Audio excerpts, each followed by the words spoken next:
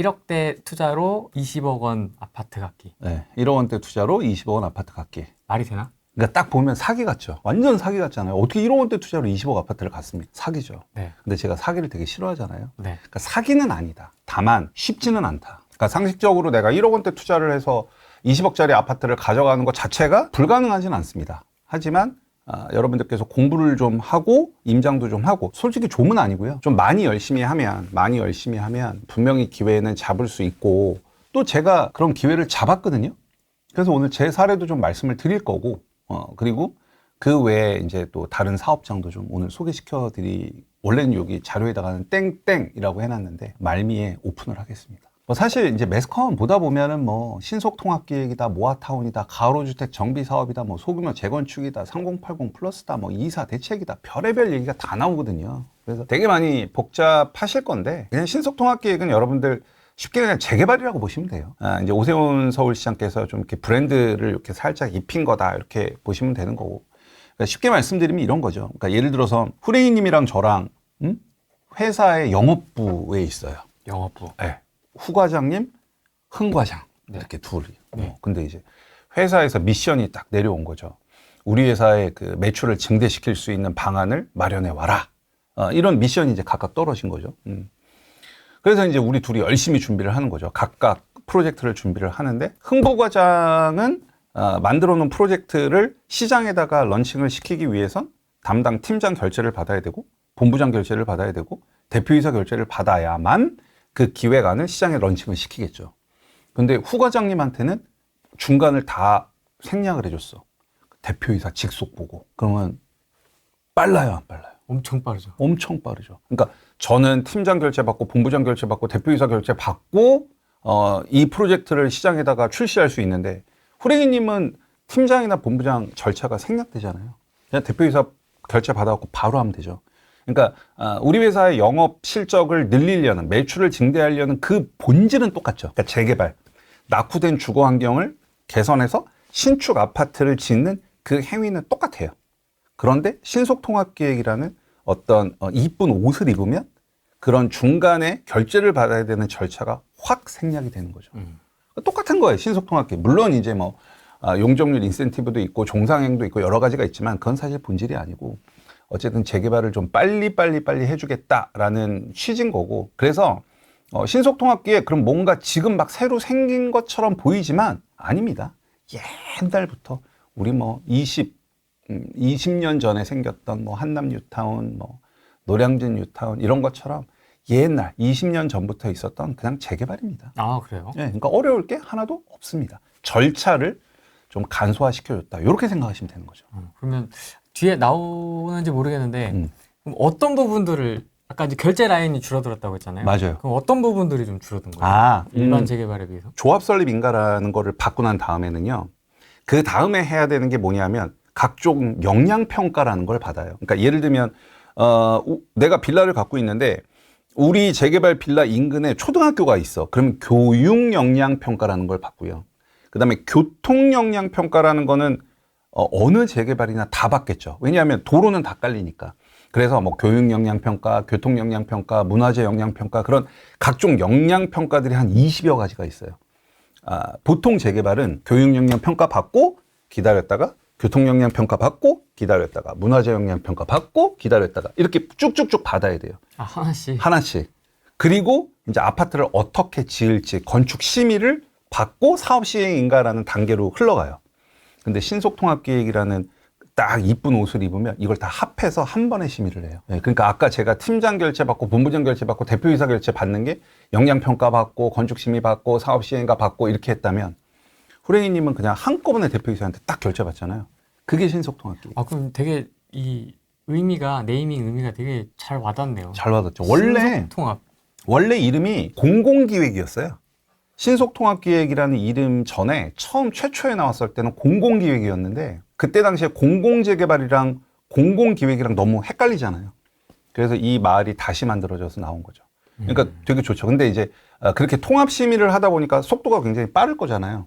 그래서 2023년 6월 30일 날 도시 및 주거환경 정비법이 개정돼서 지금은 일반 사업장도 그렇게 통합 심의로 진행할 수가 있어요. 여러분들 어렵게 생각하실 필요가 없어요. 신속통합계획 이꼬르 재개발이다. 근데 되게 빨리 해준다. 근데 여기서 기회가 진짜 많아요. 저는 그러니까 뭐 자금력이 좀 있으신 분들, 은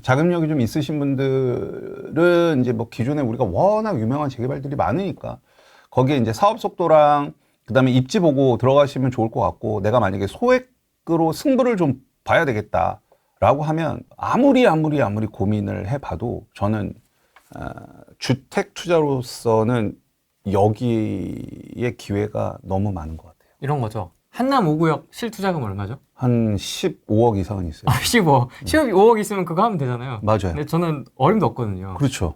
그러면 이제 작은 거에서부터 이렇게 쇼부를 맞아요. 다 나가야 거기까지 가는 건데. 맞아요. 그냥 한 방에 한남 5구역 보고 비싸다 좋다 이러고 끝날 수는 없으니까. 그렇죠. 그러니까 한남 5구역이, 그러니까 한남 뉴타운이 됐던 성수 전략 정비 구역이 됐던 이제 뭐 거기 좋은 거 누가 모릅니까? 다 알죠. 네. 근데 거기 투자하려면 막 현금이 10억 이상은 넘어야 되니까. 네. 근데 여러분들께서 이 신속통합 계획을 잘 보시면 그 정도 급을 저렴한 금액으로 들어갈 수 있죠. 여기 교재는 없는데 네. 뭐 말 나온 김에 얘기하죠 뭐. 성수 전략 정비 구역이 너무 좋잖아요. 근데 성수 전략 정비 구역이 1지구, 2지구, 3지구, 4지구가 있거든요. 네. 그 바로 옆에 신속통합 계획으로 선정된 곳이 있어요. 그게 자양 4동 신속통합 계획이거든요. 그래서 흔히 성수 5지구라고 불려요. 성수 5지구라고 불리고, 실제 서울시에서는 도시계획을 성수 1, 2, 3, 4와 5를 통합해서 잡고 있어요. 근데 거기를 실투자 금액을 한 3억 정도로 제 수강생 두 분께서 한 두세 달 전에 들어가셨어요. 너무 좋잖아요. 지금 내가 성수 전략 정비구역에 투자하려면 15억이 있어야 되는데 그 성수 5지구 입지 한번 보여드릴까요? 성수 1, 2, 3, 4거든요. 네. 한강변 바로 앞이잖아요. 네. 그다음에 요 바로 앞이 여기가 압구정동. 이거 너무 좋죠. 압구정. 그다음에 여기 트리마제. 맞습니다. 뭐 BTS 살고 뭐 그런 트리마제. 그다음에 여기 아크로서울 포레스트. 네. 전지현 씨가 130억 주고 작년에 샀죠. 그렇습니까? 네. 그다음에 여기 이제 갤러리아 포레. 네. 여기가 이제 성수 1, 2, 3, 4거든요. 네. 바로 옆에 여기 하나 보이죠. 여기 이제 광진구. 5지구. 네, 성수 5지구. 자양 4동 신속통합계. 여기 보시면 신속통합계라고 써 있죠. 그러네요. 네. 근데 지금 빌라 가격도 여기 한 8억 9억 하는데, 불과 몇 달 전에 저희 수강생 두 분께서, 그 중에 한 분은 현재 제 수업을 듣고 계신 분이시더라고요. 쉬는 시간에 저한테 오시더니, 흥부님 저 자양 4동 갖고 있어요. 그래서 뭐 어떻게 사셨어요? 그랬는데 딱 얘기하는데 되게 괜찮은 물건이 있었거든요. 그 물건을 그분이 사셨더라고. 네, 그래서 깜짝 놀랐죠. 그래서 이런 식인 거죠. 그러면은 요 도로를 이 영동대로를 기준으로 해서 여기는 지금 현금 15억 필요하잖아요. 근데 여기는 어쨌든 지금은 근데 2, 3억은 들어갈 수가 없고요. 이제 그런 매물들이 가끔 나올 수 있다. 그러니까 여기를 들어가서 사셔라 이런 뜻은 아니고, 그렇죠. 이제 이런 메커니즘에 이런 기회를 여러분들께서 잡을 수 있다는 걸 오늘 설명을 좀 드리고 싶은 거죠. 완벽히 똑같진 않지만은. 그렇죠. 완벽히 똑같지는 않으니까 좀 세부적으로 들여다 보면은 좀 차이점들이 좀 있어요.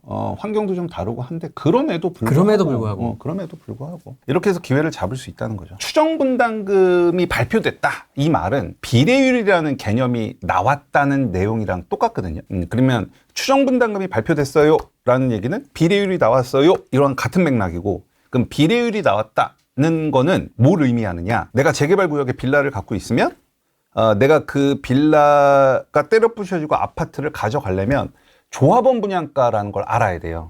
그럼 조합원 분양가가 나왔다는 얘기예요. 비례율이 나왔다는 얘기는. 자, 그러면 남는 거는 수분양자들한테 일반 분양을 하죠. 일반 분양가도 나왔다는 얘기예요.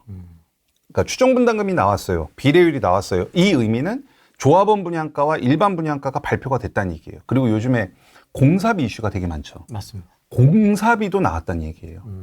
그리고 감정가도 나왔다는 얘기예요. 그러니까 추정분담금이 나왔어요.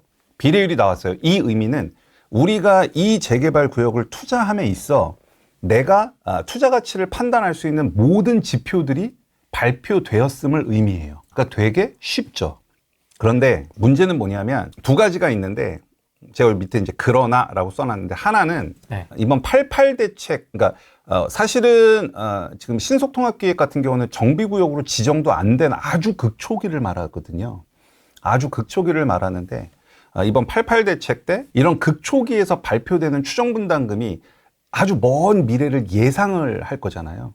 그러니까 이런 극초기에서 일반 분양을 얼마를 할지 지금 결정하는 게 사실 의미가 없잖아요. 10년 뒤 일이니까. 그래서 너무 예상을 하다 보니까 이번 88 대책 발표를 통해서 이제 신속통합기획지에서 이러한 추정분담금이 디테일하게 나오지 않을 거예요. 그래서 지금 추정분담금이 발표된 신통은 여러분들이 어프로치하기에 너무 좋지만 앞으로는 조금 새로운 거를 더 배우고 시도하셔야 된다는 게 첫 번째. 두 번째는 이 추정분담금을 이제 그 신속통합기획 입고로 재개발이니까 어떤 추진 주체가 있겠죠. 그럼 그 추진 주체에서 이 추정분담금을 만들어요. 물론 그들이 만드는 게 아니라 이제 자치구에서 용역을 준 용역 업체가 만들기는 하는데 그거를 이제 자치구에서 다 검증을 하거든요. 그럼 뭐 A라는 구역의 조합원 분양가가 얼마고 감정가 얼마고 뭐 이런 거 나온 거를 검증을 하는데 그러면 결국은 자치구에서 승인을 받아가지고 데이터를 발표했다는 얘기죠. 근데 조금 문제가 많아요. 무슨 문제가 있어요? 예를 들면 이거죠. 중앙정부도 그렇고 그다음에 서울시장인 오세훈 서울시장도 그렇고 서울에 주택을 공급하려고 애를 많이 쓰죠. 근데 그러려면 주택을 빨리 공급하고 사업이 빨리 진행되려면 신속통합기획지에 있는 주민들이 동의를 많이 해야겠죠. 동의를 우리 해주세요. 빨리 동의를 해야 사업이 쭉쭉쭉 갈 거 아닙니까? 그러면 예를 들어서 공사비를 높게 잡으면 당연히 사업성이 악화되겠죠. 그럼 동의하는 율이 낮아지겠죠. 근데 공사비를 낮게 잡으면 사업성이 되게 좋아 보이겠죠. 그럼 사람들이 동의를 막 하겠죠. 그래서 지금 발표된 추정분담금들이 대체적으로, 그러니까 지금 신속통합계획으로 선정된 곳이 80군데고 그중에 추정분담금이 발표된 데가 24군데거든요. 그 24군데를 다 뜯어봤어요. 그랬더니 한 군데를 제외하고 나머지는 여러분들께서 데이터를 좀 마사지를 해줘야 돼요. 이 의미는 예를 들면 공사비를 좀 많이 낮게 잡았어요. 그러니까 예를 들어 지금 우리 평당 공사비는 한 800 정도를 봐줘야 되는 게 좀 상식이거든요. 근데 대체적으로 한 700을 잡는다던가 아니면은 재개발을 하기 위해서는 아파트 짓는데도 비용이 들지만 뭐 설계비도 들고 감리비도 들고 뭐 여러 가지 비용이 그런 걸 약간 축소해서 잡으려는 경향이 있어요. 그렇다 보니까 사업성이 되게 좋아 보이겠죠. 네. 그래서 그 두 개만 여러분들이 체크를 하셔가지고 투자 포인트를 잡으시면 기회가 꽤 클 거라고 전 판단이 들어요. 근데 그런 숫자들은 저희가 어떻게 다 발표해요. 그러니까 이게 비싼지 안 비싼지에 대한 이 숫자에 대한 정확성 네. 어떻게 검증을 해요 저희가? 오늘 해드릴 거예요. 그리고 당연히 이제 수업 시간에 다 해드리죠. 그러니까 제 수업 시간에서는 그 A부터 Z까지 그 모든 데이터를 어떻게 어렵지 않아요. 그 데이터를 이렇게 검증해서 이렇게 마사지해서 이렇게 변형시켜서 투자 판단을 하시라라고 말씀을 드릴 거고 오늘은 아주 그냥 개략적으로 어떤 식으로 하는구나 흥부가 그래서 어떻게 알려드리는구나 그 정도는 오늘 좀 잡아드리려고 해요. 재작년에 나와서 내 지금도 타이틀 기억해요. 되게 좋은 기회라 세 채를 더 샀습니다. 가 제가 후랭이 TV에 와서 촬영을 하고 제 썸네일이었어요. 아, 그래요? 어떻게 저보다 더 잘 기억을 하시네요? 전혀 모르겠는데? 썸네일 괜찮다. 내 영상이니까. 그 제 영상 중에 하나의 썸네일이 흔치 않은 기회라 세 채를 더 샀습니다. 이게 제가 작년이었나 재작년 나와서 작년이었나 했던 그 영상의 썸네일이었거든요. 잘 만들었네. 그래서 제가 그때 빌라 22년도에 제가 빌라 3개 샀거든요. 네. 근데 그 3개 다 신통됐거든요. 이제 그래서 그때 막 후랭이 TV에 나와서 막 얘기했던 그 중에 한 군데가 추정분담금이 발표가 됐어요. 그때 제가 2년 전에 얘기했던 게 그게 제가 상도 15구역이에요. 아하. 네, 그때 제가 여기가 샀던 데거든요. 한번 보면서 좀 말씀을 드려보도록 할게요. 알겠습니다. 여의도 밑으로 가면 노량진 뉴타운 있거든요. 네. 너무 좋죠. 좋죠. 네. 저는 사실 노량진 뉴타운에 꼭 하나 투자를 하고 싶었는데 도저히 자금이 안 돼서 여기 밑에다가 한 거거든요. 근데 이제 제가 일단 입지적으로 놓고 보면 뭐 여러분들 뭐 다 아실 겁니다. 여기가 여의도죠. 여기가 여의도고 여기가 이제 노량진 뉴타운. 다 완성이 되면 한 12,000세대의 신축이 들어오고 1호선 타고 하나만 싹 올라가면 이제 여기 용산국제업무지구 있고요. 그다음에 9호선 타고 싹 내려가면 바로 강남이죠. 맞습니다. 그런 이제 뭐 노량진 뉴타운 바로 하단에 보면 여기 신속통합계획으로 진행하는 여기가 이제 상도 14구역, 여기가 상도 15구역이거든요. 네. 근데 저는 이제 여기 샀어요. 근데 상도 14구역은 2021년 12월 28일 날 신통으로 선정이 됐고요. 상도 15구역은 22년 12월 30일 날 선정이 됐어요. 근데 저는 여기 22년 봄에 샀어요. 그러니까 신속통합계획으로 선정되기 한 7, 8개월 전에 샀거든요. 그렇기 때문에 전 되게 싸게 샀겠죠. 근데 어쨌든 제 사례를 말씀드리고, 그 다음에 지금도 투자 가치가 있느냐. 그거는 뒤에서 좀 말씀드려보도록 할게요. 어쨌든 네. 입지는 노량진 뉴타운 바로 아래고 장승배기역이랑 신대방역 사거리고요. 그다음에 이쪽으로 서부선이 또 들어올 거기 때문에 네. 서부선 거리도 좀 가까워지면 되게 앞으로 발전이 될 거라고 판단이 듭니다. 자, 그러면은 이제 여기가 위에가 노량진 뉴타운이고 여기가 상도 15구, 상도 15구역이 이렇게 지어질 거예요, 아파트가. 네. 그럼 이제 여기 투자 가치를 분석하려면 얘 인근에 아파트가 뭐가 있고 걔가 어느 정도 가격이 되는지를 좀 알아야 되거든요. 미사사례. 근데 바로 옆이 있죠. 이게 상도 끌라베뉴예요. 끌라베뉴. 요게 이제 후분양됐던 아파트고 미분양이었다가 이제 얼마 전에 다 완판이 됐죠. 그래서 이 상도 프루지오 끌라베뉴 전용 면적 8사 기준으로 요게 14억 원에 완판이 됐습니다. 그러면 여기에 있는 지금 현재 있는 신축이 14억이니까 여기에 내가 투자함에 있어서 뭔가 수익을 분석할 때는 얘를 기준으로 보면 되겠죠. 너무너무 좋습니다. 바로 옆에 있으니까. 그러네. 그렇죠.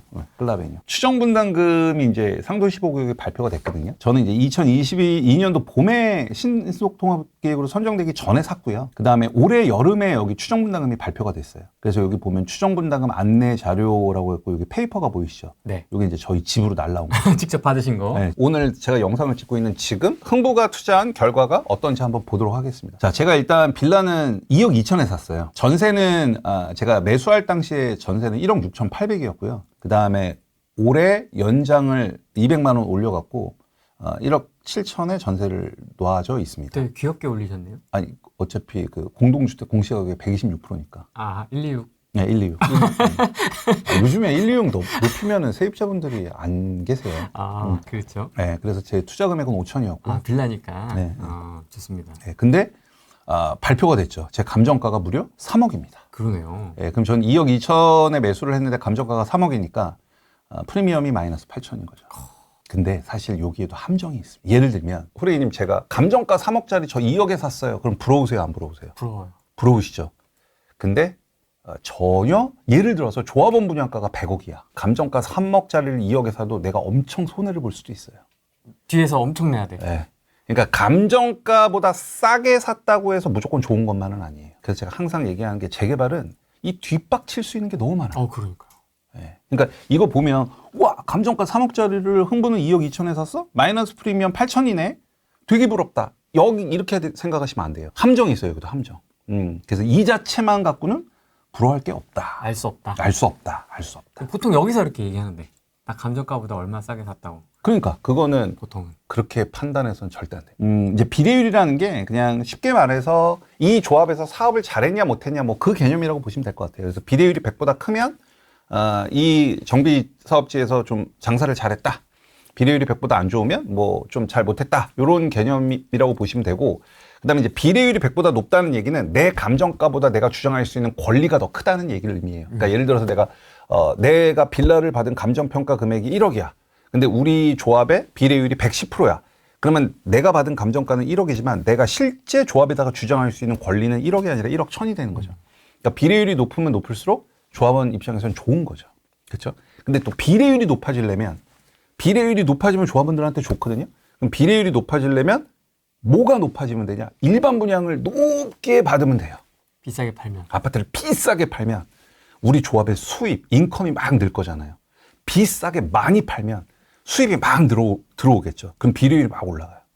반대로 공사비가 급등해. 사업 비용이 막 치솟아.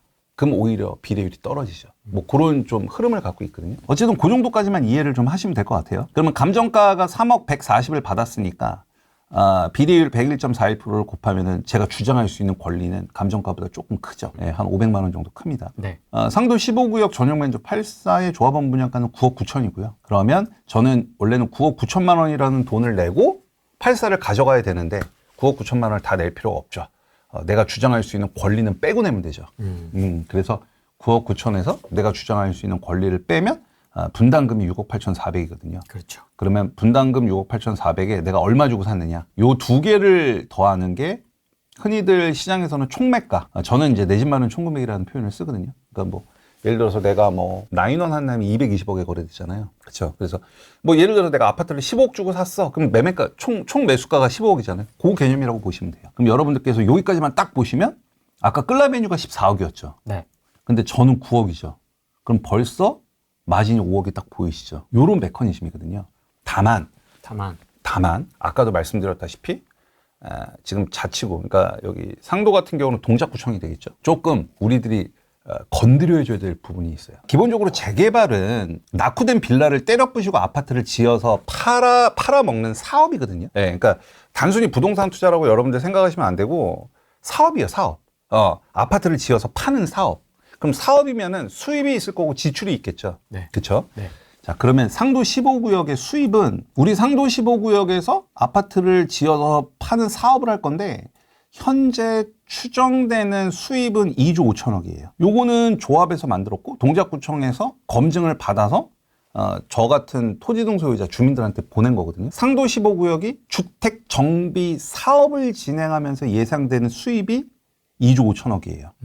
근데 이 수입을 늘리면 늘릴수록 우리들한테 좋겠죠. 네. 수입이 많으면. 그런데 여기는 지금 구역 지정도 안 됐잖아요. 그러면 이 수입이 다 예상이겠죠. 네. 그러면 일반 분양을 평당 한 3억 한다라고 장부상으로는 표현할 수 있겠죠. 평당 3억이요? 네. 왜냐하면 일반 분양 장부상으로는? 그렇죠. 장부상으로 할 수 있겠죠. 왜냐하면 일반 분양이 7년 뒤, 8년 뒤니까 지금 장부상으로 상도 15구역의 일반 분양을 평당 3억에 할 거야. 그럼 이 숫자가 엄청나게 커서 보이겠죠. 엄청 늘어나. 그렇죠. 그러니까 이런 검증을 해야 되는 거예요. 실제 그런 조합들이 좀 있거든요. 자, 그러면 상도 15구역은 조합원 분양 수입으로 2조고 일반 분양 수입으로 한 4천억 정도 갖고 오거든요. 자, 오른쪽에 한번 보면 일반 분양을 내가 얼마 주고 팔 거냐가 여기 써 있어요. 조합원 분양가는 일반 분양가의 77% 수준의 조합원 분양을 하겠다라고 써 있거든요. 네. 그럼 일반 분양가가 얼마인지 되게 중요하겠죠. 그렇죠. 자, 일반 분양가는 8사 기준 평당 3,800만 원, 12억 9천인 거예요. 그러면 아까 바로 옆에 끌라베뉴가 14억이었죠. 그럼 여기 지금 일반 분양 12억 9천 잡혔죠. 그러면 일반 분양을 막 그렇게 뻥 튀겨서 잡았다는 느낌은 없죠. 리즈너블합니다. 그렇죠. 리즈너블하죠. 네. 그러면 역시 후레인이에요. 좋아요. 12억 9천이면 리즈너블 하잖아요. 바로 옆에 14억이니까. 그러면 이 2조 5천억이 포장됐다라고 우리는 생각할 필요가 없죠. 그렇죠. 그러면 아까 우리 밑에 보면 상도 15구역 같은 경우는 비례율이 여기 101.41% 나왔잖아요. 네. 그럼 요거는 그 재개발 구역의 사업성을 알려준다고 말씀드렸잖아요. 그럼 어쨌든 수입을 막 그냥 구라를 치진 않았다. 저 2조 5천억은 우리가 현재 시점에서 믿을 수 있다. 이거 안 보면 진짜 이걸 뭐 만약에 18억 뭐 이런 식으로 그렇게 할 수도 있죠. 잡아놨으면 이게 엄청 커지겠네요. 그렇죠. 그럼 비례율이 100일이 아니라 막 110 이렇게 나오겠죠. 물론 이제 진짜 너무 터무니없으면 관청에서 승인이 안 나겠지만 그쵸. 진짜 막 좀 해놓으면 모르겠네. 모르는 거예요. 그러니까 그러네. 그래서 재개발 공부를 하고 투자해야 돼요. 그러네요. 그냥 발표되는 자료만 갖고 투자하면 큰일 나요. 물론 아까도 말씀드렸다시피 자치구에서 검증을 하기 때문에 신속통합계획지 중에 추정분담금이 발표된 곳이 터무니없진 않아요. 하지만 아까도 말씀드렸다시피 24군데 중에 23군데는 마사지를 해줘야 돼요. 데이터를. 여기도 마찬가지예요. 상도 15도. 자, 그럼 이제 수입은 우리가 오케이. 자, 지출을 보면 공사비가 1조 1천억이고요. 그 다음에 나머지가 쭉 해서 나와서 총 사업비, 상도 15구역의 아파트를 신축하는 데 들어가는 사업비는 한 1조 5천억 되거든요. 네. 그럼 여기서 우리가 이 사업비에서 봐야 될 게 평당 공사비예요. 그러면 상도 15구역은 평당 공사비를 얼마 잡았냐? 평당 750 잡은 거예요.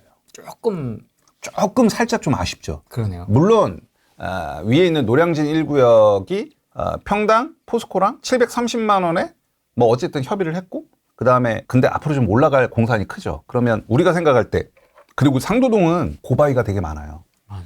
그래서 이제 공사비도 좀 많이 올라갈 거거든요. 그러면 평당 공사비가 조금 부족하다는 느낌이 좀 있으시죠? 느낌이 오네요. 그렇죠. 네. 그럼 저걸 늘려줘야 되겠죠. 네. 그러면 그냥 뭔진 모르겠지만 저 공사비를 늘리면 비례율은 떨어지겠죠. 그러면 비례율이 떨어진다는 얘기는 내가 생각했던 것보다 상도 15구역의 사업성이 안 좋다라고 볼 수 있는 거겠죠. 그래서 저 750만 원을 저는 800만 원으로 올렸어요.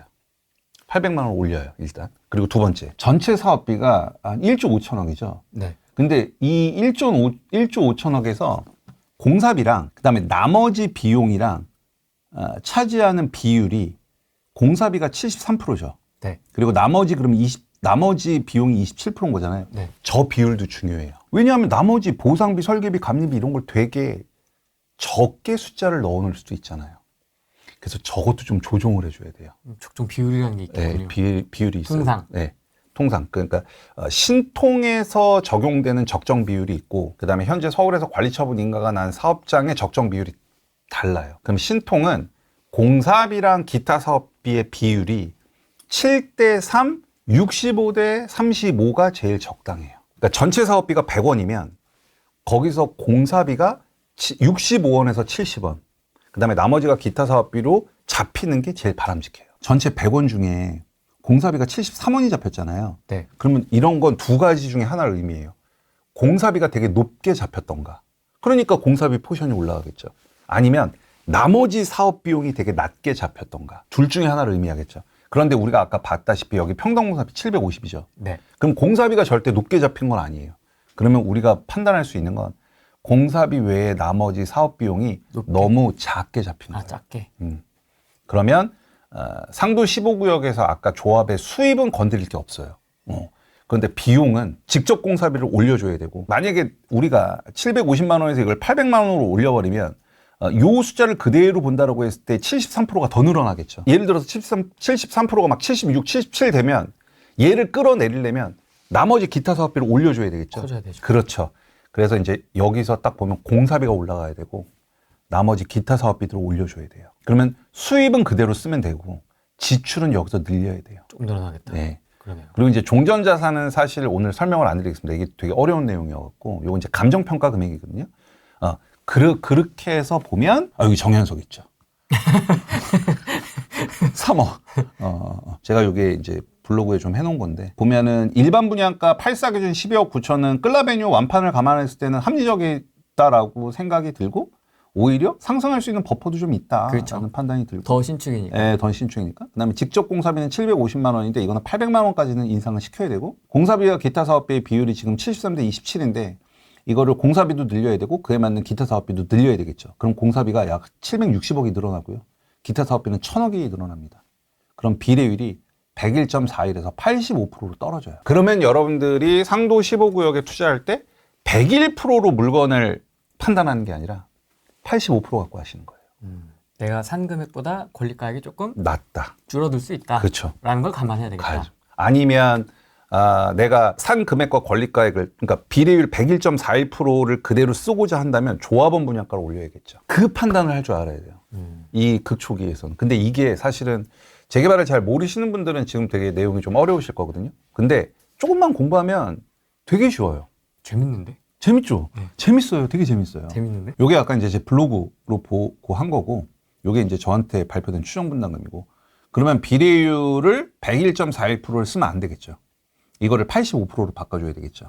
네, 그러면 분담금이 당연히 늘어나겠죠. 네. 왜냐하면 내가 주장할 수 있는 권리가액이 작아지니까. 그리고 내 집 마련 총금액은 당연히 늘어나겠죠. 네, 그걸 계산한 게 바로 보정한 거네요, 이제. 그렇죠. 보정한 거죠. 그 흥부님의 그 기준에 따라서 그렇죠. 보정을 한 거예요. 그렇죠. 요 보정은 그러니까 현재 잡혀 있는 평당 공사비 750만 원을 800만 원으로 평당 50만 원을 늘렸고, 그다음에 기타 사업비를 대략 한 1000억을 늘린 걸로 데이터를 다시 구해서 제 거를 이제 분석을 한 거죠. 그럼 매매가 2억 2천에 전세가 1억 7천이죠. 그럼 실투자금 5천까지는 그대로 맞고요. 그다음에 예상 감정가까지는 그대로 맞습니다. 프리미엄 마이너스 1천까지는 맞고요. 그럼 비례율을 85%. 아까 여기 보면은 101.41%였는데 요거를 85%로 바꿉니다. 그러면 권리가액은 2억 5,620으로 줄어요.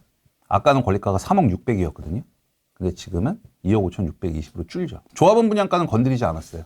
이거는 개인의 선택이에요. 비례율을 그대로 놓고 조합원 분양가를 올릴지, 조합원 분양가를 놓고 비례율을 떨어뜨릴지는 다 방법이 있거든요. 근데 어쨌든 저는 조분가를 건드리지 않고 오늘 비례율을 건드리는 거거든요.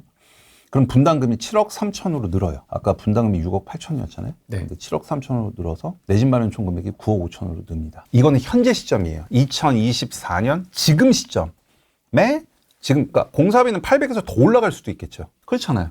그러니까 뭐 상도 15구역이 공사를 한 7, 8년 뭐 빠르면 7, 8년 뒤에 할 건데 800만 원 갖고 못 하겠죠. 더 올라가겠죠. 하지만 그때 되면은 일반 분양가도 더 높아지겠죠.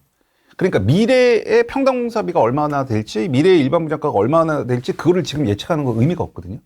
근데 저 원래 예측을 하면서 투자하는 사람이 아니니까. 어쨌든 현재 기준으로 투자 가치가 있느냐 없느냐만 판단하면 되거든요. 제가 산 빌라의 내 집 마련 총 금액은 9억 5천이 되죠. 그러면 이제 기준 시세라고 해서 이제 옆에 내가 이 얘의 사업성을 분석하기 위한 옆에 있는 신축 아파트의 시세를 보는 거죠. 네. 그러면 끌라베뉴가 한 14억 정도 되죠. 끌라베뉴 전세가 지금 한 6억 5천에서 7억 하거든요. 바로 옆에 있는 게 14억이고 제가 사는 게 한 9억 5천 정도 되니까 기본 마진만 한 4억 5천 됩니다. 보통 이거를 안전마진이라는 표현을 쓰죠. 사람들은 많이 안전마진이라는 표현을 쓰는데 뭐 저는 뭐 여러 번 얘기했지만 저는 안전마진이라는 말에는 동의를 하지 않습니다. 왜냐하면 안 안전해요. 이거 4억 5천이 안전하다고 누구도 얘기 못해요. 그러니까 뭐 기본마진이라는 표현을 쓰고 그다음에 입지는 제가 보통 입지를 비교를 해갖고 보존값을 좀 주거든요. 근데 끌라베뉴나 상도 15구역이나 바로 붙어 있잖아요.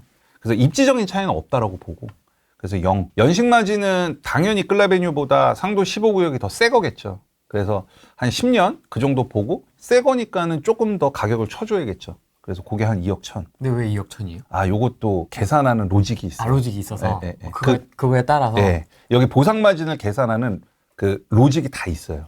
그건 이제 강의 시간에 알려드리고.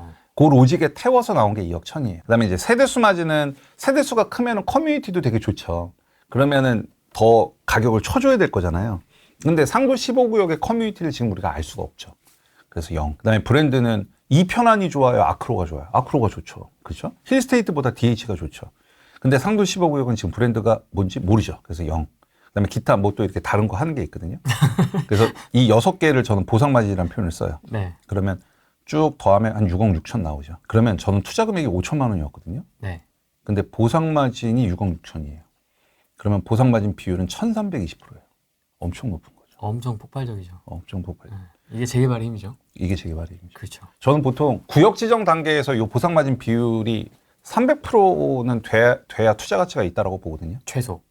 네, 300%. 그다음에 서울 B급지 이상은 200% 이상. 그 기준을 드리거든요. 근데 제가 이렇게 굉장히 높을 수 있는 이유는 저는 이게 신속통합계획으로 선정되기도 전에 들어갔잖아요. 한참 전에. 그러니까 완전 선선선 진입을 했으니까 워낙 투자 금액이 적었으니까 이렇게 나오는 거죠. 이 보상마진 6억 6천의 의미는 끌라베뉴가 14억일 때 6억 6천인 거거든요. 그럼 한 10년 뒤에 끌라베뉴가 한 20억 됐다. 그럼 제 보상마진은 6억 6천이 아니라 12억 6천이겠죠. 20억 더 될 수도 있을 것 같아요. 그렇죠. 더 될 수도 있죠. 그러니까 5천 투자해서 이런 메커니즘이 나오는 거거든요. 짠 보면 희망회로를 살짝 돌려보면 네, 희망회로를 돌립니다. 저는 항상 늘 지금 현재의 투자 가치가 있느냐를 제일 중요하게 생각하는데 그럼에도 불구하고 이제 희망회로를 잠깐 돌려보면 그러니까 상도 15구역이 한 10년 뒤에 입주한다라고 볼게요. 한 10년 뒤에 사실 10년 뒤는 쉽지 않을 것 같은데 어쨌든 뭐 10년 뒤에 상도 15구역에 딱 입주 시점이 됐을 때 끌라베뉴는 14억보다는 오를 확률이 높겠죠. 10년 후일까요? 그렇죠. 10년 후니까. 1, 2년 후 아니면 10년 후면은 지금 14억에서 분명히 오를 확률이 매우 높거든요. 그러면 만약에 끌라베뉴가 한 20억이 되고 그럼 전세가율을 한 50%만 보면 20억에 50%면 전세가 10억이 되잖아요.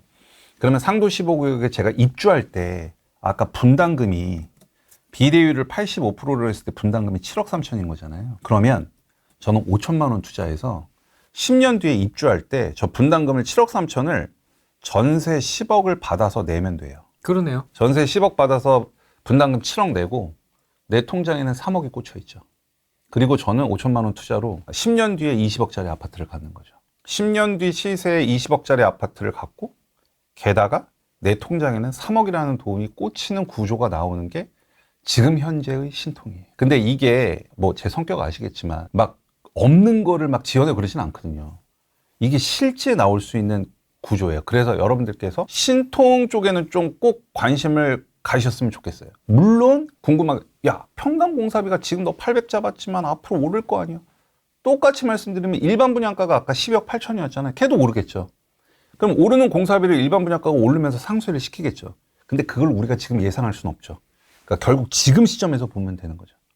그래서 지금 보면 저는 이제 5천 투자를 했는데 실질적으로 저희 수강생분들 중에 올해 상도 15구역에 투자하신 분들이 되게 많아요. 왜냐하면 사실은 매매가를 좀 한 1억, 1억 5천 좀 더 비싸게 사도 충분히 투자 가치가 나오거든요. 내 빌라랑 흥부가 갖고 있는 빌라랑 똑같은 거를 매매가가 3억 2천이 아니라 2억 2천이 아니라 3억 2천에 산다.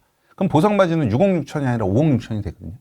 그래도 투자 가치가 있죠. 그렇죠? 그다음에 매매가를 2억 2천이 아니라 4억 2천에 사도 보상받이는 6억 6천이 아니라 4억 6천이 되겠죠. 그 대신 이제 투자 금액이 커지면 요 보상받은 비율은 떨어지겠죠. 네. 그래서 요 비율에 맞춰서 올해 투자를 실행하신 분들이 되게 많아요.